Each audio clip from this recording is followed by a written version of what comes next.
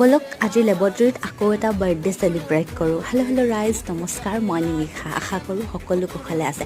আৰু এয়া আমাৰ লেবৰ দাদা এজনৰ আজি বাৰ্থডে, আৰু সেইকাৰণে আমি কেক নিবলৈ আহিছোঁ। আৰু এয়া তামোল যে দেখিছে, বাৰ্থডে বয়ৰ আটাইতকৈ প্ৰিয় বস্তু হৈছে তামোল। খুব তামোল খায়, সেইটো কাৰণে আমি গিফ্টত তামোল আনিছোঁ। সেইটো কাৰণে কেকৰ সৈতে সজাই থৈছোঁ।